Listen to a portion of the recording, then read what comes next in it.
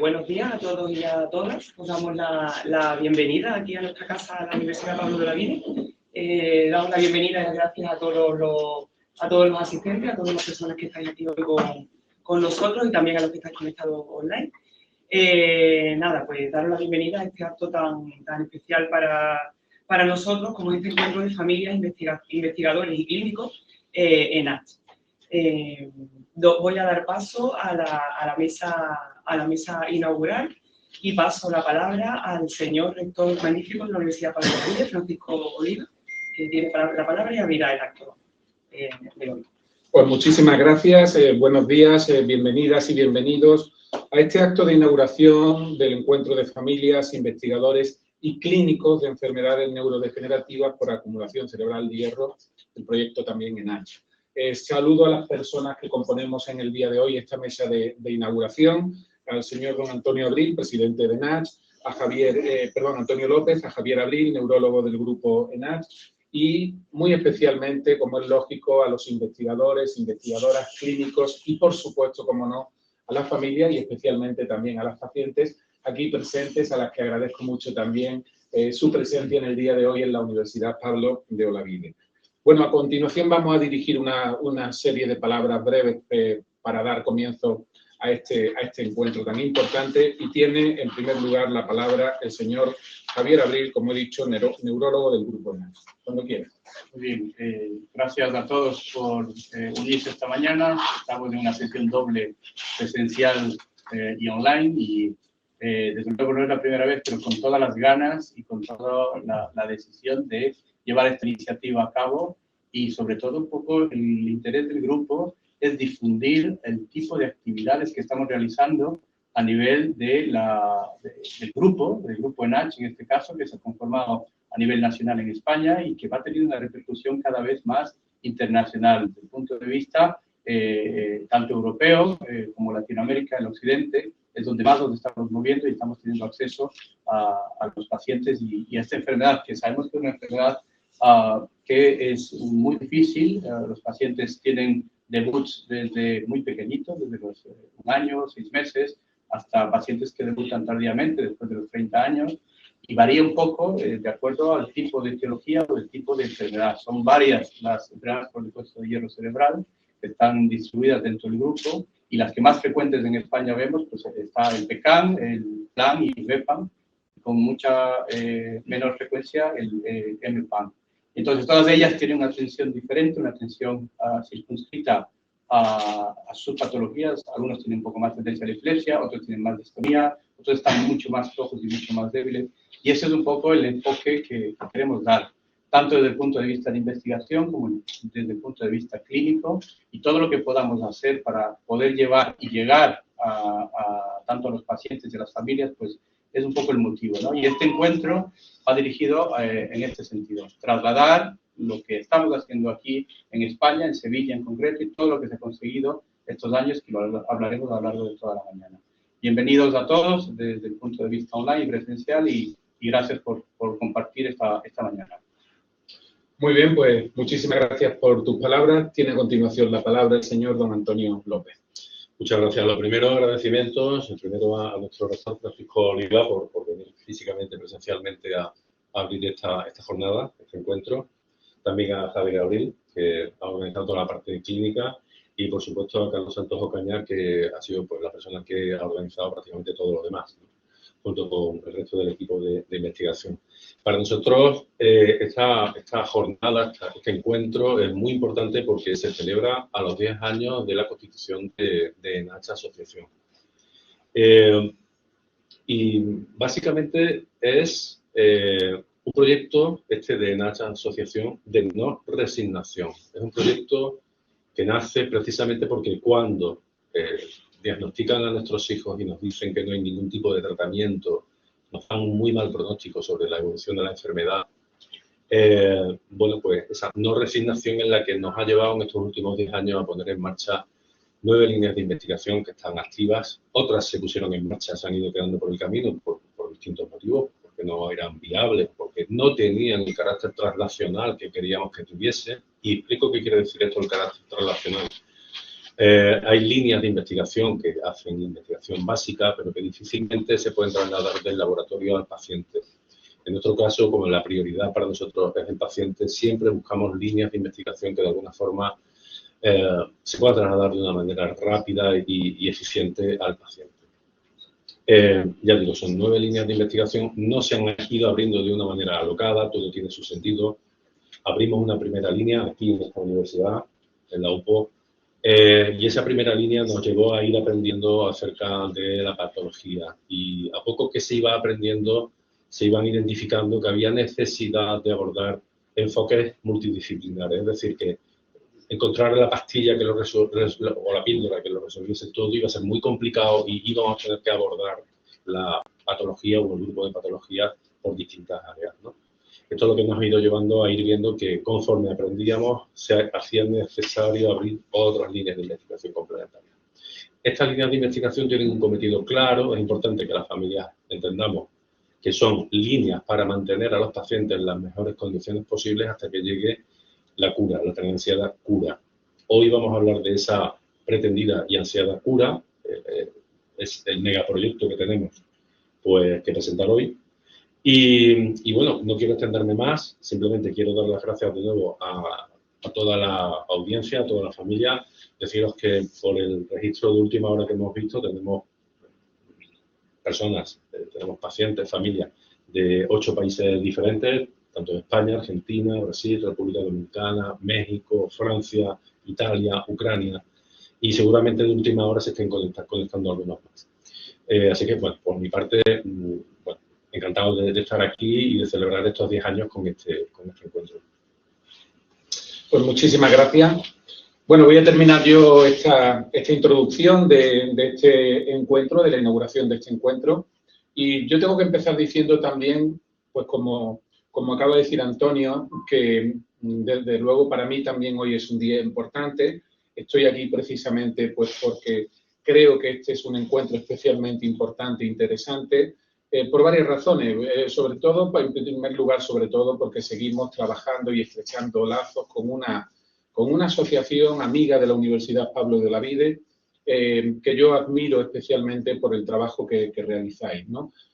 Pues ese trabajo tan importante en la investigación para intentar hacer tratamientos y en un futuro, evidentemente, ojalá sea así, pues una cura de unas enfermedades que son evidentemente unas enfermedades muy complicadas, las neurodegenerativas por acumulación cerebral de hierro, y por lo tanto yo tengo que siempre mostrar mi admiración, vuestro respeto, y además me ha gustado mucho ese principio que acabas de decir de la no resignación, que yo creo que es algo muy importante. Evidentemente, la vida es especialmente dura para estos enfermos, pero no hay que resignarse y hay que luchar con todos los medios posibles precisamente para avanzar.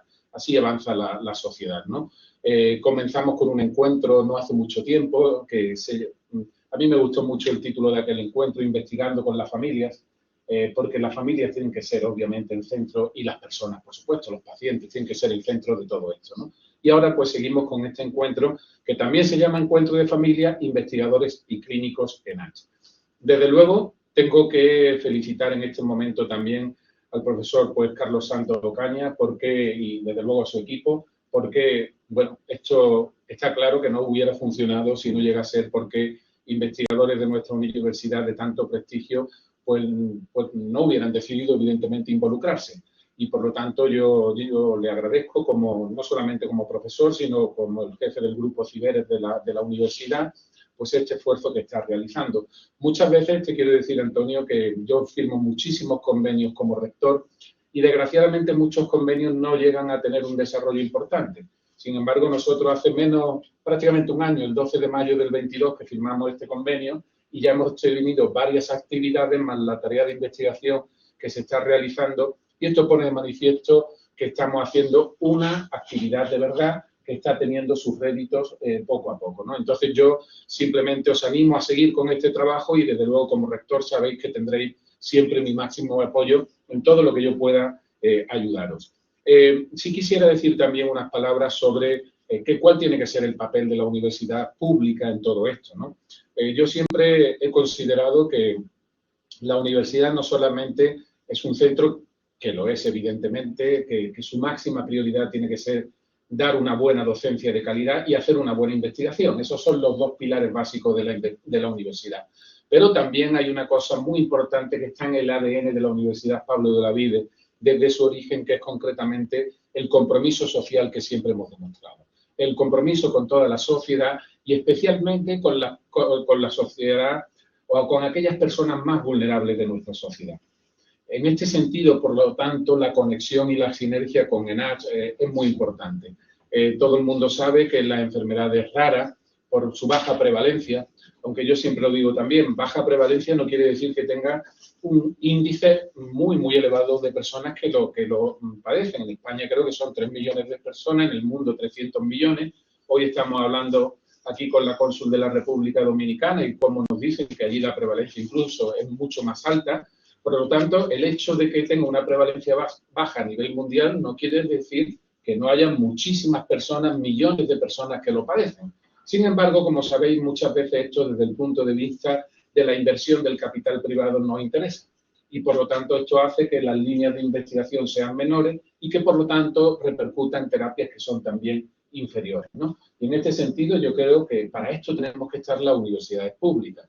Somos universidades que abrimos y cerramos todos los días gracias al esfuerzo de los ciudadanos y, por lo tanto, tenemos que también devolver este esfuerzo gracias también a vuestra cooperación, porque también siempre lo digo, los recursos públicos desgraciadamente son limitados para las universidades, mucho más limitados de lo que nos gustaría y, por lo tanto, vuestra ayuda, la sinergia con entidades privadas es fundamental. Así que yo considero, por todas estas razones, que aquí es donde tenemos que estar la pública, en este caso, haciendo una investigación en el ámbito de salud y en un ámbito donde, como digo, desgraciadamente, pues la inversión privada no llega como tendría que llegar.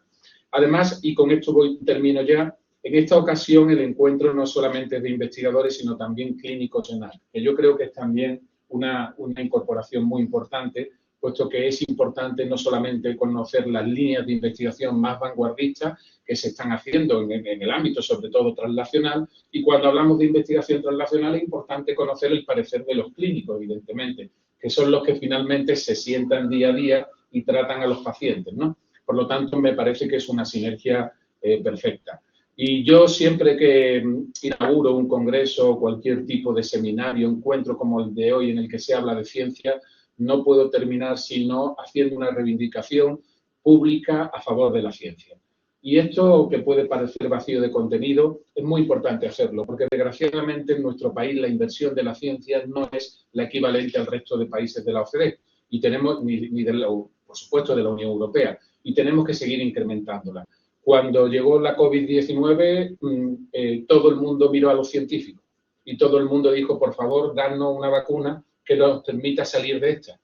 Bueno, los científicos de todo el mundo se pusieron a trabajar y nos dieron la salida. Y en aquel momento todo el mundo pareció encantado por la ciencia, todo el mundo pues le pareció genial la ciencia. Sin embargo, os tengo que decir que ya pasado no tanto tiempo, ya la gente vuelve a olvidarse de la importancia de la ciencia. Y la ciencia es progreso, la ciencia es crecimiento, desarrollo y bienestar. Y por lo tanto hago públicamente siempre este llamamiento a las autoridades públicas, a las administraciones públicas, porque cumplan con los requisitos legales que son que en España llegue al 1,25% del PIB la inversión en ciencia y al 1% en universidades. Estamos muy lejos, desgraciadamente, de ambos parámetros y son obligaciones que establece la Ley de Ciencia y la Ley de Universidades Españolas. Así que ojalá lo podamos cumplir para seguir colaborando y para seguir, en definitiva, creciendo en materia de investigación. Termino. Muchísimas gracias por vuestra presencia. La Universidad Pablo de Olavide es la Casa de la Ciencia y aquí siempre seréis bienvenidos, evidentemente, investigadores, clínicos, asociaciones y, cómo no, especialmente los pacientes y sus familiares. Muchas gracias y que sea una jornada muy fructífera. Muy bien.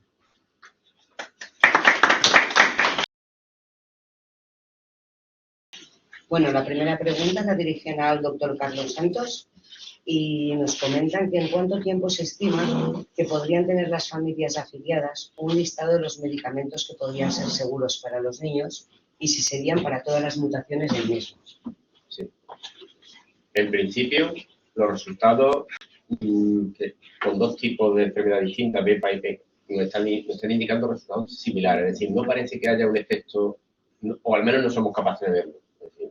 Es decir, hay un efecto, hay una moderada toxicidad, lo hemos visto, pero no somos capaces de diferenciar realmente enfermedades ni siquiera mutaciones. Entonces, yo creo que es una cuestión generalizada, al menos por tipo de enfermedad, Y nosotros lo que vamos a hacer es que poco a poco vamos a ir analizando y conforme los tengamos, pues evidentemente entiendo yo, Antonio, que tenemos que ir haciéndolo público. Porque Se irá trasladando tal y como se vaya. Cuando nosotros lo vayamos obteniendo, lo trasladaremos a los clínicos, Javier, que también tienen que valorarlo, evidentemente, y entonces se hará publicidad de ello, porque realmente aquí no se trata de que nosotros publiquemos un artículo ni nada de esto, se trata de que el paciente reciba esa información, y sobre todo los médicos, para que puedan utilizarla para el beneficio directísimo del paciente. Muy bien, tenemos otra pregunta para usted. Hay muchos niños que, tanto para hacer una resonancia como para simplemente acudir al dentista, necesitan anestésicos. ¿Conocemos alguno que tengamos seguridad que podamos utilizar con estos niños? Yo creo que es una pregunta más para, no sé si para Javier, posiblemente, porque yo del apartado clínico, o sea, la cuestión clínica no puedo dar una respuesta porque mentiría o diría algo seguramente inexacto. Entonces yo creo que Javier quizás podrá dar una respuesta a eso. Al doctor Abril. Sí, nada, es complicado, desde luego, poder establecer ahora mismo una... Vamos por aquí, que se ve en la cámara. Realmente es complicado por ahora, por eso estamos haciendo este trabajo, en realidad, intentar un poco reproducir qué es lo que con más certeza tiene una afectación.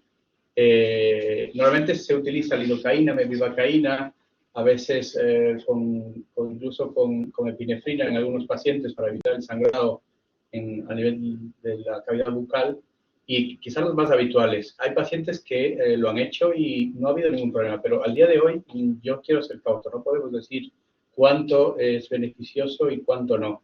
Estamos sacando esta lista, estamos recogiendo experiencia de pacientes que lo han hecho y sin saber justamente en este apartado qué efecto puede tener, sea positivo o negativo, porque luego las familias han contado, pues yo sí, me voy a intervenir de una muela, voy a sacar una muela, voy a curar, y luego no he tenido problemas. Otras que sí, que lo han tenido, ¿no? Entonces, para esto justamente vamos a tener una lista pronto.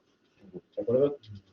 De todas maneras, abundando en lo que ha dicho Javier y Carlos, lo que no vamos a esperar es a tener toda la lista completa, sino que en la medida que yo sé que ya está aprobado precisamente esta sustancia anestésicos para esos temas dentales, algunos de ellos dan la pista de que parece ser que no son recomendables, porque lo entendió antes. Sí. Entonces, conforme vayamos vamos publicando... Ahora comentaré yo en las siguientes diapositivas un poco, las siguientes presentaciones, algo de esto al respecto, ¿vale?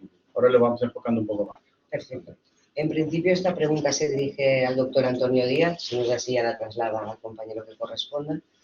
Y se consulta, ¿puede llegar a ser perjudicial la radiación que sufren los niños cuando se les realiza algún tipo de resonancia o algún tipo de prueba de este tipo? Hombre, en principio el campo magnético al que se somete pues, el paciente es un campo magnético particularmente grande, no está exento de riesgo, especialmente si se usa, por ejemplo, el imán de 3 teslas. Normalmente las resonancias iniciales se hacían todas a 1,5 teslas.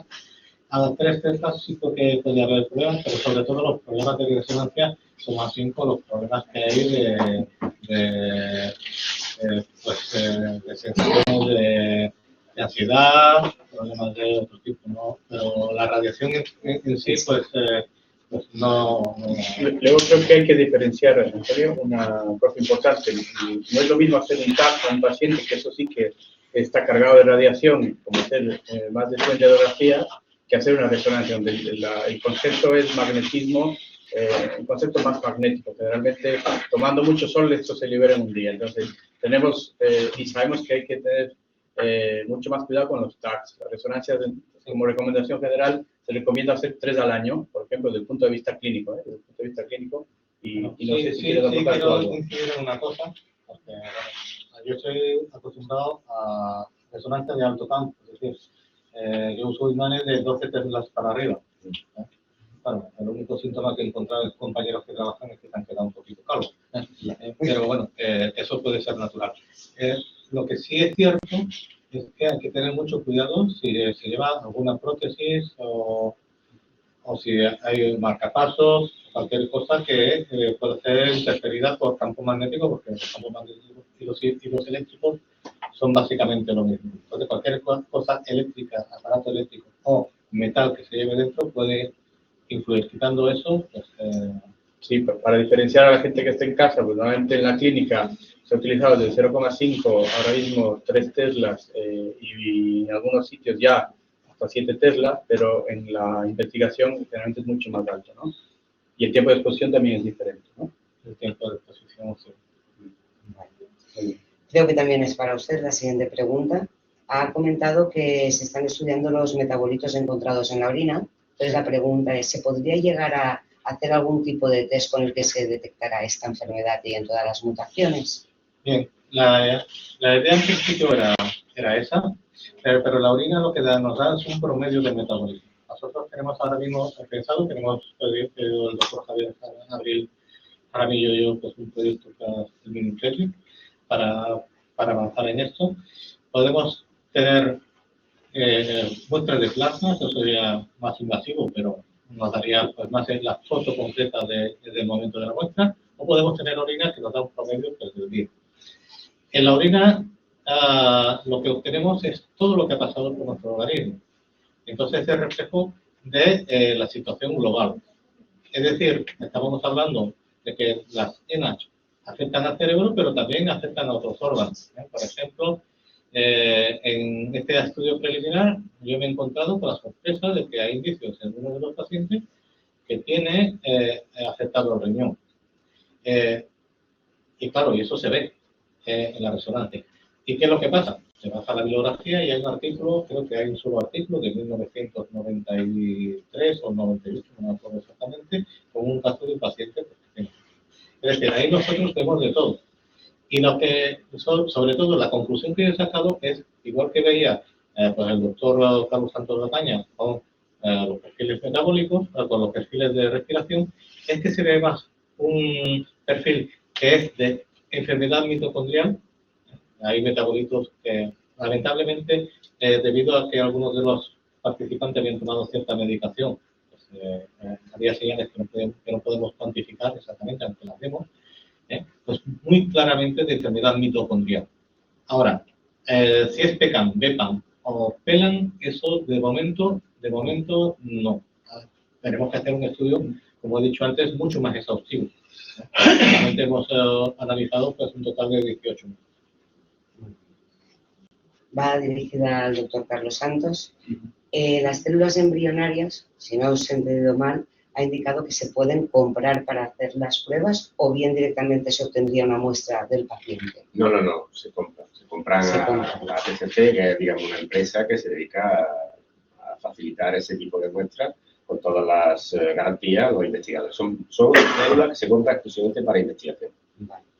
Y sobre el estudio de estas células, ¿se sabe tiempo estimado para poder llegar a finalizar este cribado y poder trasladarlo a los pacientes? En principio, la idea, nuestro objetivo es que en este año, principio del siguiente, podamos ya hacer los primeros cribados con las primeras pruebas. Es un poco lo estimado.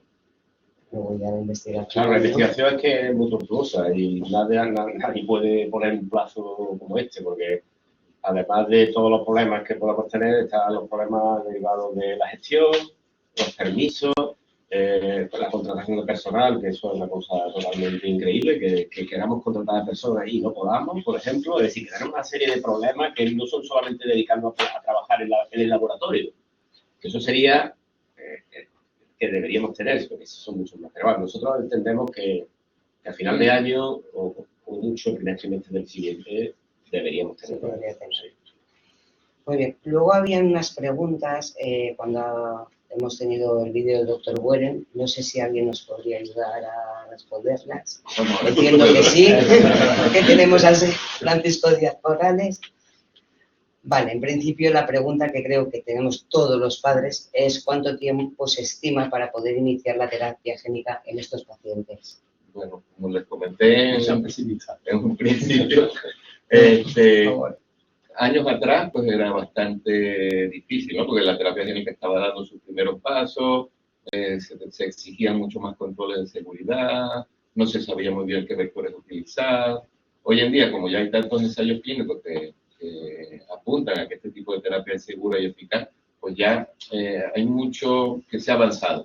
Entonces ya el tiempo para una aprobación de un ensayo clínico, pues desde que se hace la preclínica regulatoria, que consiste en hacer esos estudios de seguridad, toxicidad en modelos experimentales, hasta que se puede llegar a una aprobación ya para un ensayo clínico, pues se ha cortado bastante. Es decir, si son 3 o 5 años, pues es difícil, ¿no? Porque algunos de este tipo de ensayos preclínicos tendrán algún tipo de algo específico, dependiendo del órgano que se quiera tratar. Entonces, dependiendo del tipo de terapia y de aproximación que se quiera hacer, pues ese tiempo puede variar. Pero actualmente lo que sí estamos viendo es que la aprobación de los ensayos clínicos para terapia génica, y sobre todo en lo que domino, que es la parte de retina, pues sí se están acortando bastante y se están haciendo muchísimos ensayos clínicos a nivel mundial, sobre todo de terapia génica a nivel de retina. O sea que esto se está potenciando y hay esperanza de que llegue pronto a pacientes. Sí, quería comentar de que ya se han intervenido a 2 pequeños en el Virgen Macarena hace 2 meses con la terapia génica de retina, para el gen RP65. O sea que ya está ahí. Ya nos queda un poquito menos. Vale, siguen siendo para usted las preguntas. Cuando se habla de vectores no virales, entendemos que se podría probar con varios en el caso de que el primero de ellos no sea efectivo. Pero esto podría ser perjudicial para el paciente, o habría seguridad de que no tiene ninguna repercusión en su salud. Bueno, de vectores no virales actualmente pues se están utilizando muchos, hay de muchos tipos. Quizás los más utilizados son los que conocemos como los liposomas, que son estructuras lipídicas, que fueron las que nos inyectaron prácticamente a todos, ¿vale? Ese es un tipo de vector, no es propiamente una nanopartícula, pero sí es un tipo de vector. Tenemos otro tipo de vectores que son estructuras más de una composición química más definida, que son las nanopartículas. Y bueno, siempre en este tipo de vectores, lo primero es probar que sean seguros, que no produzcan reacciones tóxicas a nivel de la célula, que no produzcan respuesta inmune, aunque es muy poco, pero también puede ocurrir. Entonces, una vez que se comprueba toda esa fase de seguridad digamos, en cultivos celulares y en modelos experimentales, pues ya se puede ir a los pacientes.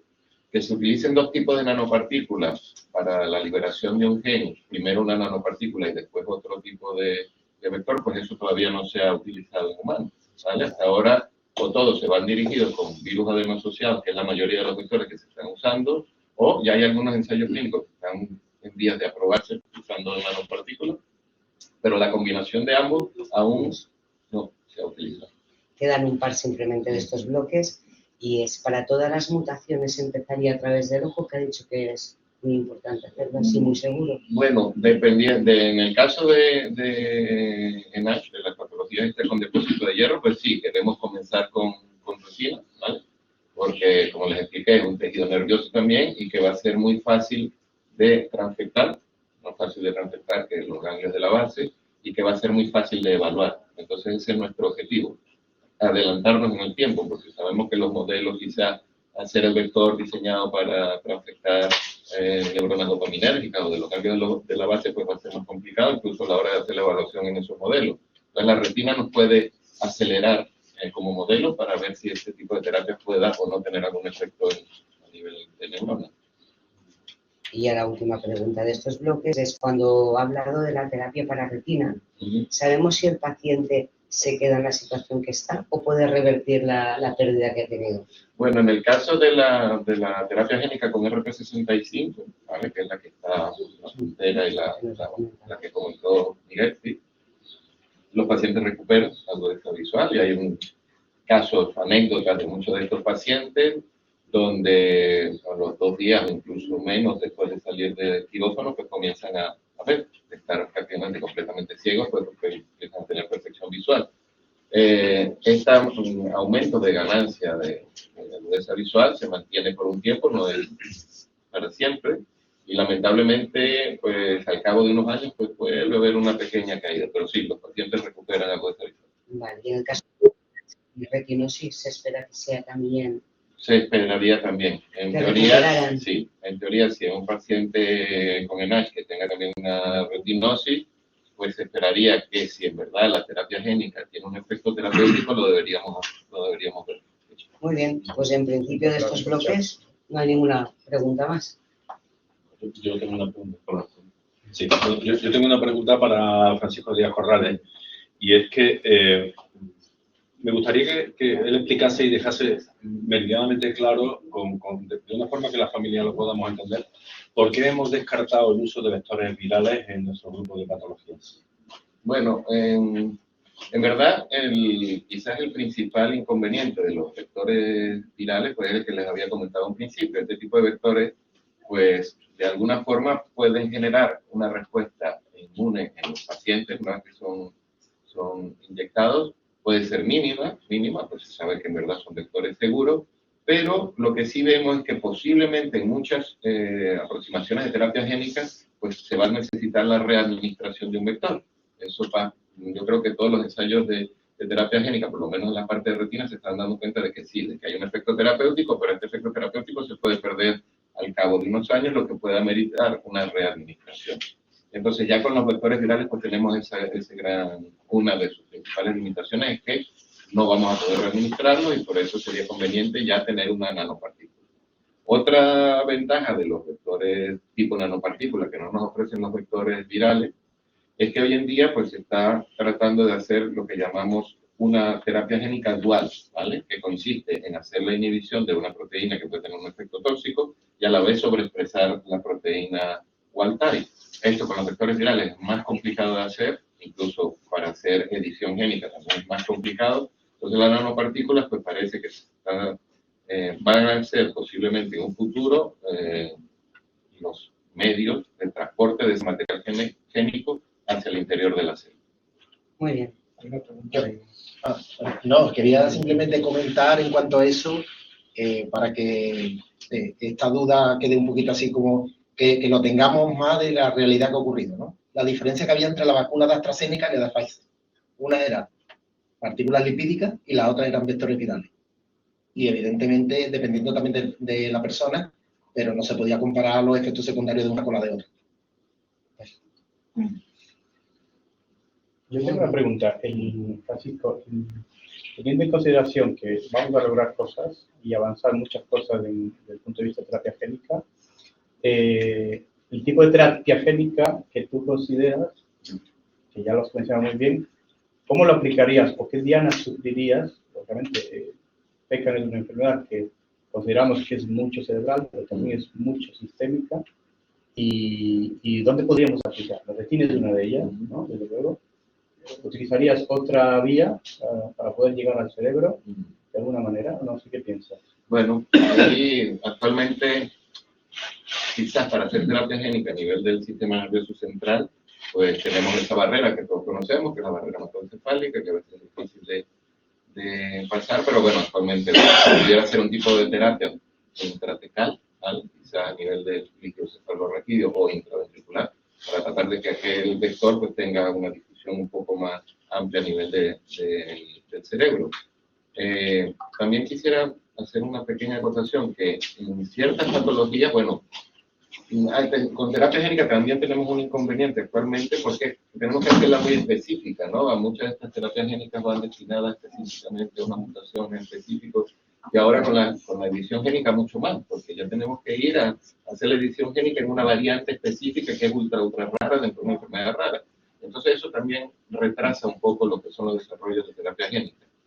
Y una idea del proyecto NeuroOr, que quizás una de sus partes quizás más innovadoras, es que con este sistema que pretendemos desarrollar de nanopartículas, puede ser muy fácil de manipular para que pueda tener una aplicación en diferentes patologías y que pueda hacer con una pequeña manipulación que pueda llegar a diferentes tejidos.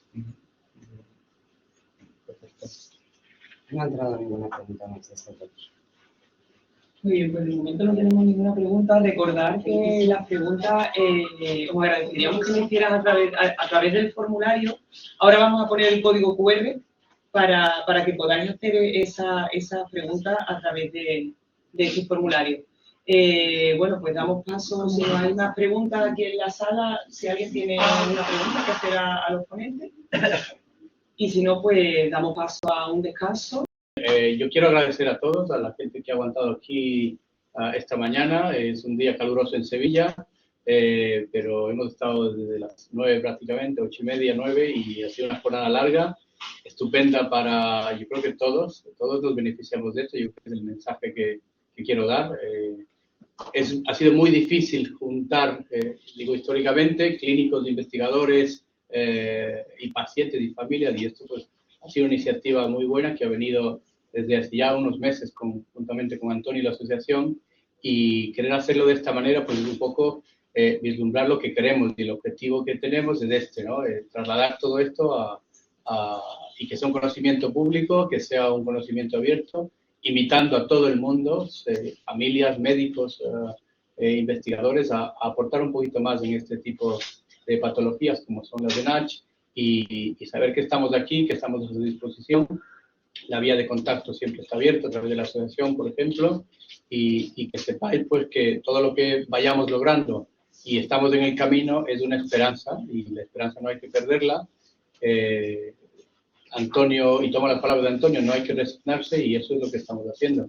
Cada uno de manera desinteresada está aquí aportando un poquito más de cara a la enfermedad y a todo lo que estamos viviendo y se ha comentado esta mañana. Agradecer a todos y cada uno de los ponentes, a la Universidad Pablo de Olavide, Carlos en especial, por la apertura aquí a la universidad, de utilizar las instalaciones, y desde luego Antonio, que es el líder de este gran proyecto que ya lleva años pues, en pie, ¿no? Así que muchas gracias por mi parte. La parte clínica la cerramos de esta manera y bueno, pues muy agradecido. Bueno, pues tremendamente satisfechos con las intervenciones que hemos tenido, con la concurrencia de tantas familias, de bueno, investigadores que también se han incorporado online. No quiero que se me quede en el tintero agradecimiento al Laboratorio de Facultad de Ciencias Sociales, que es donde estamos celebrando este evento. Creemos que era necesario tener este encuentro. Llevamos 10 años trabajando en proyectos de investigación y a veces, pues, no sé, me quedo con la sensación de que no somos capaces de transmitir bien a la familia el alcance de lo que estamos, ¿no? Y ese era el objetivo de hoy. Se nos han quedado bastantes proyectos en el tintero, pero no había por el formato posibilidad de meterlos todos. Entonces, todos estos proyectos, las 9 líneas de investigación que ya os comenté en la introducción, van destinados a mantener a los pacientes en las mejores condiciones posibles hasta que llegue la cura. La cura, como decía al principio, viene dada por terapia génica, es decir, colocar el gen que sea capaz de sintetizar la proteína que hasta ahora pues, bueno, no se sintetizaba o se lo hacía mal, ¿no? Para esto vamos a ser también un poco vanguardistas o novedosos. Igual que hemos intentado enfocar en el tema de terapia génica por vehículos, por herramientas, vectores no virales, por lo que ya ha podido Francisco Diego Corrales avanzar y tal, la forma de abordar esto, que no es para nada barata, es muy costosa, la estamos planteando de una forma, como digo, bastante novedosa, al menos en España. Fuera de España esto ya se hace. Vamos a constituir, está aprobado por junta directiva, vamos a constituir una sociedad limitada, una empresa, junto con otra asociación de pacientes que también está interesada en el desarrollo de terapia génica. Esto lo hacemos porque una asociación lo va a tener complicado para poder generar recursos suficientes, y por eso vamos 2 asociaciones de la mano. Las 2 asociaciones somos sin ánimo de lucro, es decir, que cualquier cosa que se genere va a revertir en cada una de estas asociaciones sin que haya un reparto de dividendos ni cuestiones de ese tipo, pero que sí que tenemos que tener en cuenta que el objetivo de esta empresa que vamos a constituir para el desarrollo de terapia génica, en donde hablamos de magnitudes de entre 2 y 7 millones de euros, pues es necesario que se incorporen pues, desde la industria farmacéutica, que ellos sí que tienen ánimo de lucro, fondos de inversión, business angels, family office, es decir, todo tipo de figuras que en un momento determinado pueda tener intención o interés en participar en un proyecto de I+D+I de este calado.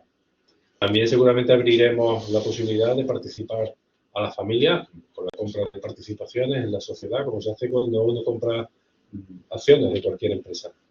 Y bueno, lo único que quiero transmitir como mensaje final es que como bien ha dicho Javier, parafraseándome, no nos resignamos, vamos a seguir peleándolo y bueno, creo que no hay perfección que la que no se hace, vamos por buen camino y bueno, desearos que sigáis en mucho contacto con nosotros para poder transmitiros los pasos que vamos dando. Solamente eso, y con esto pues damos por cerrada la sesión, el encuentro y de nuevo, muchas gracias a todos y hasta la próxima.